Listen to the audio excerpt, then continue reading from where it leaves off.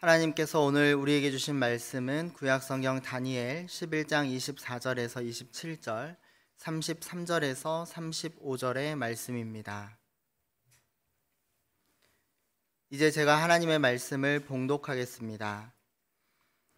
그가 평안한 때에 그 지방의 가장 기름진 곳에 들어와서 그의 조상들과 조상들의 조상이 행하지 못하던 것을 행할 것이요, 그는 노력하고 탈취한 재물을 무리에게 흩어주며 계략을 세워 얼마 동안 산성들을 칠 것인데 때가 이르기까지 그리하리라.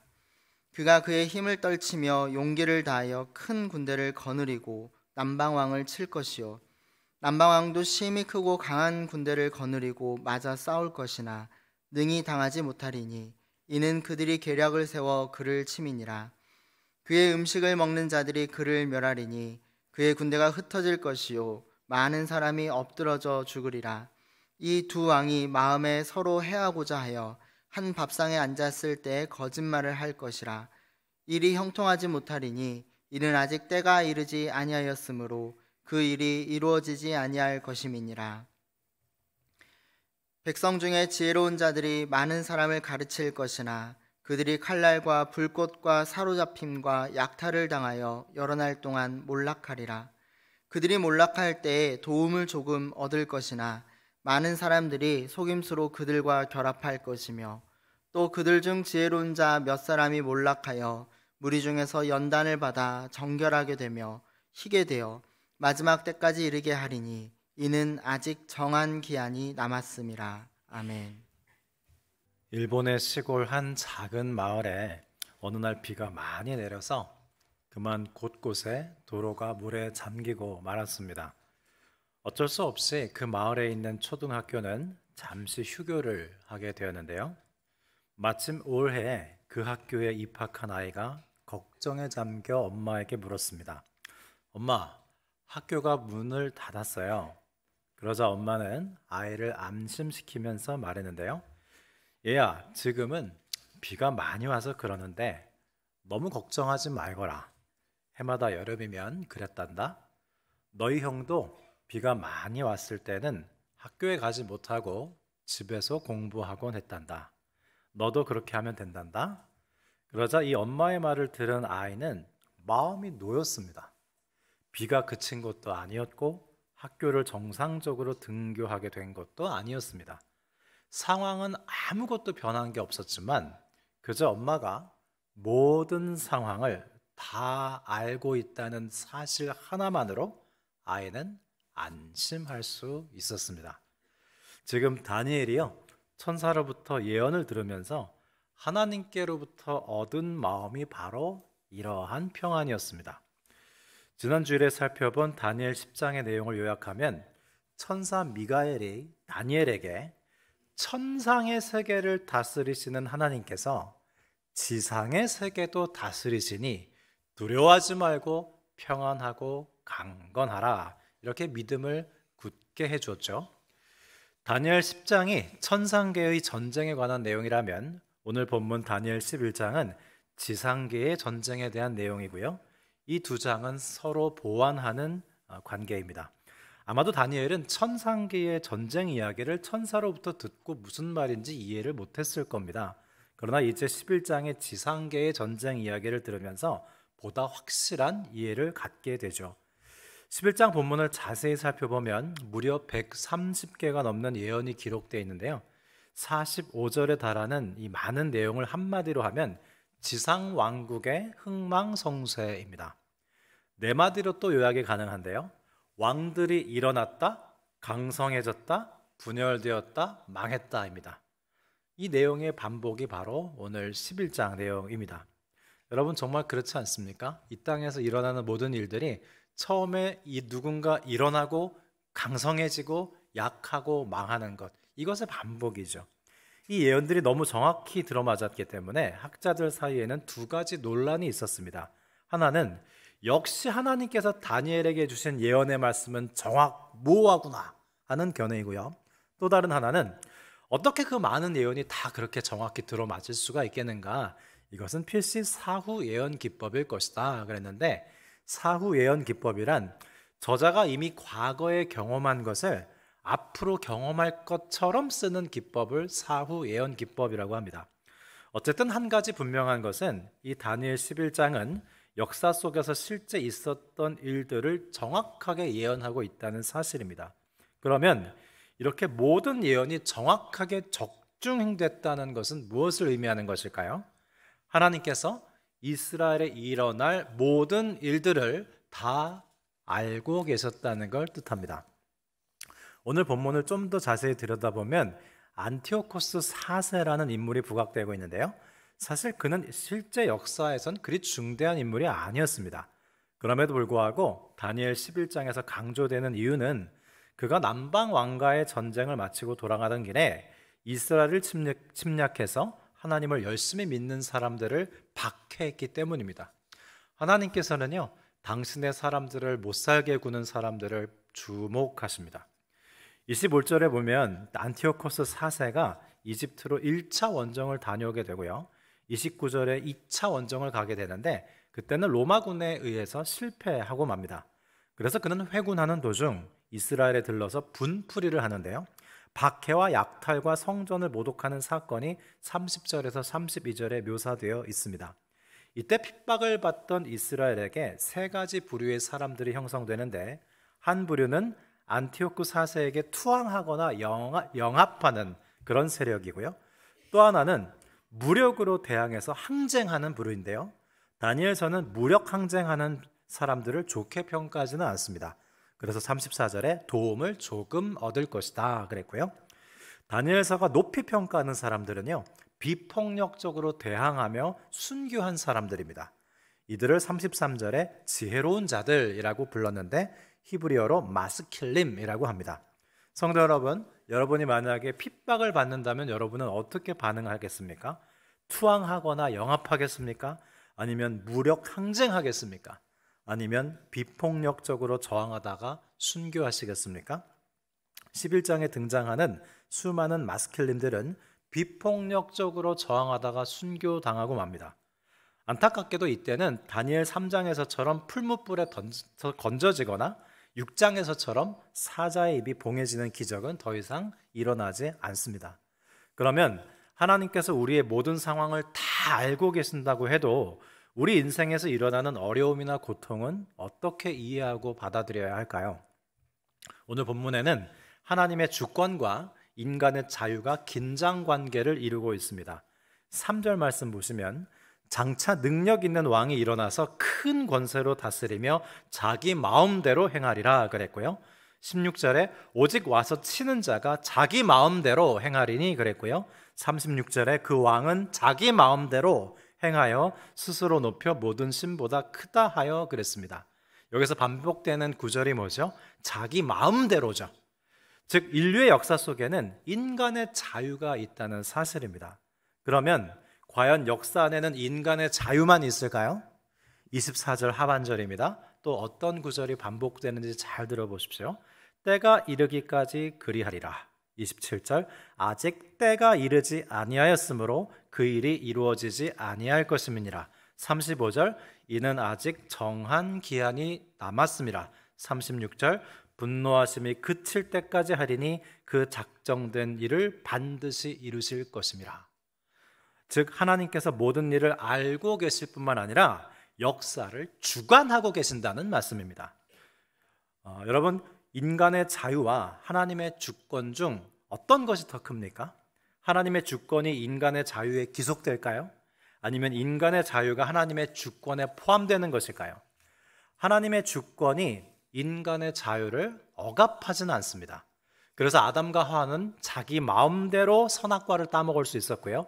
가룟 유다는 자기 마음대로 예수님을 은 30에 팔아넘길 수 있었고요. 오늘 본문의 안티오코스 4세는 자기 마음대로 이스라엘 백성들을 잔인하게 핍박할 수 있었죠. 그러나 아담과 하와의 목적이 이루어져서 그들이 하나님처럼 되었습니까? 가룟 유다의 목적이 이루어져서 예수님께서 팔아넘겨져서 메시아로서의 사명을 감당하지 못하셨습니까? 안티오코스 4세의 목적이 이루어져서 이스라엘 백성들이 모두 진멸당했습니까? 그렇지 않습니다. 성경은 인간의 자유와 하나님의 주권 두 가지 다 인정합니다. 그러나 성경은 인간의 자유와 하나님의 주권이 신비롭게 결합되어서 결국 하나님의 목적을 이루심을 증거하고 있습니다. 이러한 진리를 잘 표현하고 있는 미국의 신학자 라인홀드 니버의 유명한 기도문을 읽어드리겠습니다. 하나님, 제가 변화시킬 수 없는 것들을 받아들일 수 있는 평강을 주소서. 그리고 제가 변화시킬 수 있는 것들을 변화시킬 수 있는 용기를 주소서. 그리고 이 둘의 차이점을 아는 지혜를 제게 허락하소서. 대단히 유명한 기도라서 여러분 잘 아시죠? 이 니버는 이 짧은 기도 안에서 인간이 하나님의 주권을 받아들이되 숙명론에 빠지지 않고 그 안에서 자신의 자유와 책임을 행할 용기를 구하고 있습니다. 동시에 사람이 자유롭게 살 수 있지만 결국 하나님의 주권 안에 있음을 겸허히 받아들이는 은총도 구하고 있죠. 마지막으로 이 둘의 차이점을 분별하게 해달라고 그는 기도하고 있습니다.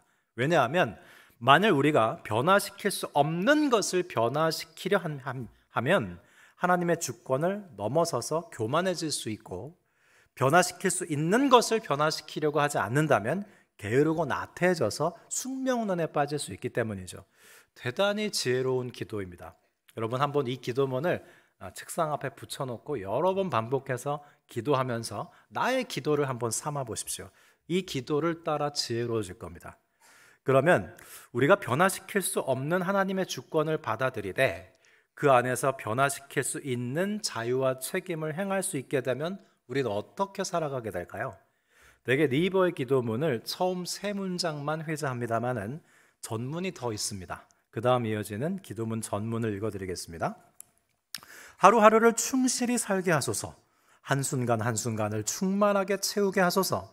역경을 평화의 통로로 받아들이게 하시고 주님께서 그러셨듯이 이 죄 많은 세상을 제가 원하는 방식이 아니라 그 모습 그대로 받아들이게 하소서.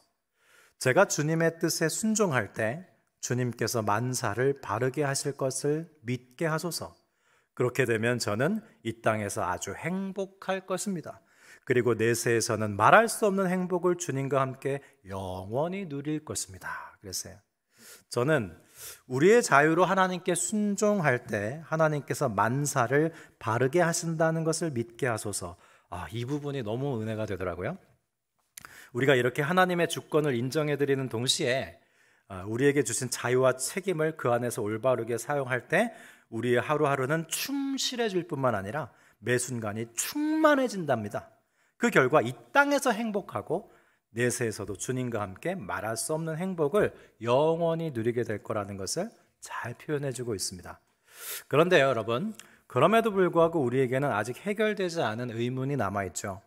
우리는 인간의 자유와 하나님의 주권이 신비롭게 결합돼서 결국 하나님의 목적이 이루어질 걸 믿습니다. 그 믿음이 우리에게 있죠. 그러나 하나님께서 모든 상황을 다 알고 계시고 우리를 위하신다고 해도 우리 인생에 여전히 있는 어려움이나 고통은 어떻게 이해하고 받아들여야 한단 말입니까? 이것을 아주 잘 설명해 주는 NF 도어티의 하나님의 약속은 이라는 시를 소개해 드리겠습니다. 이 시만큼 인생의 구조를 잘 표현한 글을 제가 아직 발견하지 못했기 때문에 소개해 드립니다. 하나님의 약속은 인생의 경주에서 겪는 시험들을 제해 주신다는 것이 아니라 다만 그분의 충만하신 은총으로 말미암아 그 시험을 이길 수 있는 능력을 주시는 것이어라. 노동 대신 안식이 아니라 노동 속에서의 안식이며 혼란 대신 평온이 아니라 고통이 가라앉은 뒤에 찾아드는 평온이어라. 어둠 대신 광명이 아니며 슬픔 대신 기쁨이 아니며 다만 한밤중의 밝음이며 비의 속에서의 구원이어라.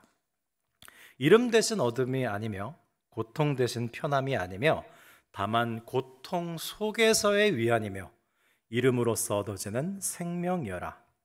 약함 대신 강함이 아니며 눈물 대신 미소가 아니며 싸움 대신 평화가 아니며 두려움 대신 노래가 아니며 다만 연약함을 힘으로 채우시며 눈물이 변하여 소망되게 하시며 싸움 중에 평화를 주시며 그리고 찬미로써 두려움을 물리치게 하는 것이어라. 이 글은 우리 인생의 구조를 너무나 잘 설명해 주고 있습니다. 저는 철없을 때 이 글을 받아들이기가 참 어려웠는데요. 지금은 조금 철이 들어서 이 글 앞에 항복했습니다. 맞다. 정말 그런 것 같다. 왜 우리 인생에 환란이 있어야 되는지 우린 다 이해할 수 없죠. 다만 하나님은 캄캄한 밤중에 빛을 비추시고 고통의 한복판에서 위안을 주시고 연약함 중에 힘을 채워주시고 다툼 중에 평화를 주신답니다. 밤과 고통과 연약함과 다툼, 이런 것은 하나님의 불성실함으로 인해서 초래되는 것이 아니고요, 인생 자체의 불완전함 때문이에요. 그러나 하나님께서는 우리 인생의 불완전함 위에 끊임없이 선한 일을 보태 주십니다. 그래서 우리 인생은 고통이 전부가 아니고 환란이 있지만 환란도 전부가 될 수 없습니다. 하나님께서 끊임없이 우리 인생의 어려움을 이길 수 있는 은혜를 더해 주시기 때문이죠. 그래서 오늘 다니엘서 본문은 인간의 자유보다 하나님의 주권을 더욱 강조하고 있는데요, 하나님의 때에 대한 말씀을 모든 사건 사고의 후렴구처럼 반복합니다. 오늘 설교 말씀 제목이기도 한데요, 24절 하반절에 때가 이르기까지 그리하리라 그랬어요. 여러분, 하나님의 전능함의 그 모습을 가장 잘 드러내는 인생의 부분은 때와 기한이에요. 인생은 때와 기한을 마음대로 할 수 없습니다. 오직 하나님만이 때를 주관하실 수 있거든요. 그래서 세상 왕들이 이런저런 일을 행하죠. 각 나라의 지도자들이 이런저런 일을 자기 마음대로 자유롭게 행하죠. 그러나 그것은 하나님께서 정하신 때가 되었기 때문이고 동시에 아직 때가 되지 않았기 때문에 그렇다는 겁니다. 히브리서 4장 16절은 하나님이 정하신 때가 되었거나 아직 때가 되지 않았거나 때를 따라 돕는 은혜를 얻기 위해 은혜의 보좌 앞에 담대히 나오라고 권면하는데요, 그러면 우리는 어떻게 때를 따라 우리를 도우시는 하나님의 은혜를 만날 수 있을까요? 모든 그리스도인의 인생 순례 여정을 그려주는 시편 84편의 5절과 7절을 읽어드리겠습니다. 주께 힘을 얻고 그 마음에 시온에 데려가 있는 자는 복이 있나이다. 그들이 눈물 골짜기로 지나갈 때에 그곳에 많은 샘이 있을 것이며 이른 비가 복을 채워주나이다. 그들은 힘을 얻고 더 얻어 나아가 시온에서 하나님 앞에 각기 나타나리이다 그랬어요. 시인은 인생의 순례 여정 중에 눈물 골짜기가 있다고 노래합니다. 여러분 인정하시죠? 우리 인생 중에 눈물 골짜기가 있습니다. 그런데 신비롭게도 바로 그 눈물 골짜기를 지나갈 때에 많은 샘이 있고 이른 비와 늦은 비도 그 눈물 골짜기에 내린다고 노래합니다. 여기서 샘과 비는 하나님의 구원을 의미해요. 여러분, 하나님께서 이스라엘 백성들에게 만나와 메추라기를 하늘로부터 내려준 곳이 어디였죠? 애굽이었나요? 젖과 꿀이 흐르는 가나안 땅이었습니까? 아니죠. 광야 한복판이었습니다. 아주 황폐하고 무엇 하나 없는 광야 한복판에서 만나와 메추라기를 내려주신 거예요. 예수님께서 낙심한 제자들에게 다가가 만나 용기를 주셨던 곳은 어디였습니까? 엠마오 도상이었죠. 우리는 우리 인생에 눈물 골짜기가 없으면 좋겠다고 생각합니다. 그러나 눈물 골짜기가 없다면 어떻게 될까요? 우리는 하나님을 찾지도 않고 의지하지도 않지 않을까요? 또한 눈물 골짜기가 없다면 하나님께서 힘주실 일도 없을지 모르겠습니다. 하나님께서요, 우리 기도에 절대 응답 안 하실 기도 응답이 있어요. 그게 뭔지 아십니까? 하나님을 의지하지 않아도 되는 기도는 응답하시지 않을 겁니다. 내가 어떤 기도를 함으로 하나님이 나한테 없어도 되는 존재가 된다면 그 기도는 하나님이 응답하시지 않을 겁니다. 우리는 인생을 살아가면서 필요한 모든 것을 지금 당장 모두 확보하기 원하죠. 그런데요, 하나님의 도움은 처음부터 필요한 도움을 다 베풀어 주시는 것이 아니라 때를 따라 적재적소에서 베풀어 주시는 도움이에요. 신혼부부들이 처음부터 모든 걸 갖추고 싶어 하죠. 집도 있었으면 좋겠고 차도 있었으면 좋겠고 넉넉한 생활비도 있었으면 좋겠지만 어디 살림을 시작할 때 처음부터 다 갖출 수 있습니까? 하나님께서 평생 부부 생활하는 가운데 적재적소에서 이땐 집 주시고 이땐 차 주시고 어느 땐 월급 올려주시는 그런 은혜가 인생 전체에 퍼져 있고 아주 적실한 때에 예비돼 있죠. 내년에 우리 아이가 대학에 입학하는데 4년 등록금을 어떻게 다 대나 걱정할지 모르지만 하나님께서는 그때 필요한 은혜는 그 시점 어딘가에 예비하고 계신답니다. 우리는 10년 후에 필요한 은혜도 지금 주셨으면 좋겠는데 하나님께서는 10년 후에 필요한 은혜를 지금 주시기보다는 10년 후 어딘가에 예비해 두시죠. 그래서 우리는 시편 기자처럼 노래할 수 있습니다. 우리는 인생을 살아갈수록 점점 힘이 빠지는 게 아니라 힘을 얻고 더 얻습니다. 왜 그렇습니까? 때를 따라 주시는 하나님의 은혜가 곳곳에 우리를 숨겨져 기다리고 예비되어 있기 때문이죠. 오늘 본문 다니엘 11장은 암울한 이스라엘의 역사를 예언해주고 있습니다. 특별히 안티오코스 4세의 만행에 대해 예언하되 24절에 때가 이르기까지 그러하리라고 말씀하는데요. 그러나 아무리 잔인하고 난폭하며 적그리스도의 예표를 하더라도 하나님께서 정하신 때까지만 그러할 수 있습니다. 성도 여러분, 너무 걱정하지 마십시오. 누군가가 염려됩니까? 하나님이 정하신 때까지만 그럴 수 있습니다. 선한 자의 행실도 악한 자의 행실도 모두 하나님께서 정하신 때로 한정이 되어 있습니다. 악한 역사가 때가 이르기까지 계속될 것이지만 그 악한 역사를 이길 수 있는 하나님의 도우심도 때가 이르기까지 계속될 것임을 우리는 알아야 하겠습니다. 오늘 본문은 겉으로 보기에는 소망이 하나도 없는 것 같아 보이지만 그러나 그 이면에는 때를 따라 도우시는 하나님의 은혜가 숨어 있습니다. 하나님께서는 다니엘에게 이스라엘의 고난의 때에 대해 말씀해주고 있지만 그 어조와 정서는 마치 엄마가 아이에게 비 때문에 잠시 휴교된 학교에 대해서 다 알고 있단다. 너희 형도 그랬단다. 이제 조금 지나면 다시 학교는 열 것이다. 그렇게 다 알고 있는 엄마의 말처럼 오늘 본문의 어조와 정서는 대단히 평온하죠. 하나님께서 모든 것을 알고 계시기 때문입니다. 그리고 그 모든 일이 하나님께서 정하신 구획 안에 한정되어 있기 때문이죠. 사랑하는 성도 여러분, 여러분은 지금 어떤 환난 중에 하나님의 구원을 기다리고 인내하고 계십니까?